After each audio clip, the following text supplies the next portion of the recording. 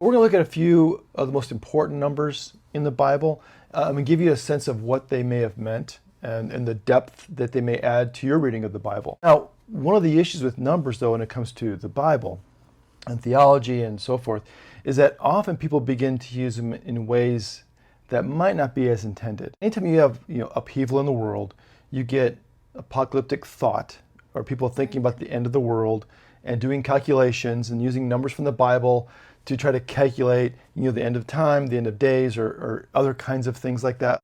The danger is when you use the numbers of the Bible for something other than how they were intended, what ends up happening is you miss what was intended. Numbers have a level of meaning that are meant to point you to some other reality, but not in a hidden secret kind of way, more of like the Fibonacci flowers kind of way, that it brings a depth of understanding to help you kind of get another point that might not, without having to actually say it out loud, so to speak. Again, not to be hidden, but more to, again, added depth of understanding or beauty or those kinds of ideas, not hidden secret kind of idea. Right. Well, on the trail, I was just recently editing that, and he was talking about the feeding of the 4,000 and the 5,000 and how in one instance they were feeding a group of Jewish people and they collected 12 basketfuls. And that tends to lead to 12 tribes of Israel. Right?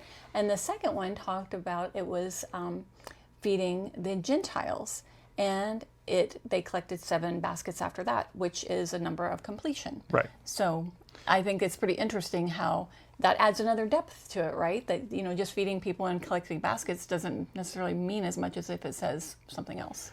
Right. So that's in Matthew's gospel, and what's interesting about that one is that Jesus is in Jewish territory, like you said. They collect 12 baskets for the 12 tribes of Israel. They have this incredible story of the Canaanite woman. And then after that, he's in Gentile territory, and he feeds 4,000, plus women and children, with 7 baskets left over. And what's interesting is since 7 is the number of completion, it's almost like he starts with the Jewish population, and when the Gentiles are fed, they're kind of brought in, bringing completion to the kingdom. So it's a theological statement. It's just not a number. It's like this theological movement of for the Jews first, and the Gentiles come in, and the kingdom's kind of complete. And I love that. I think that it makes the story so much more interesting to me. And that's where numbers can come in. So we're going to look at a few of the most important numbers in the Bible and give you a sense of what they may have meant and the depth that they may add to your reading of the Bible.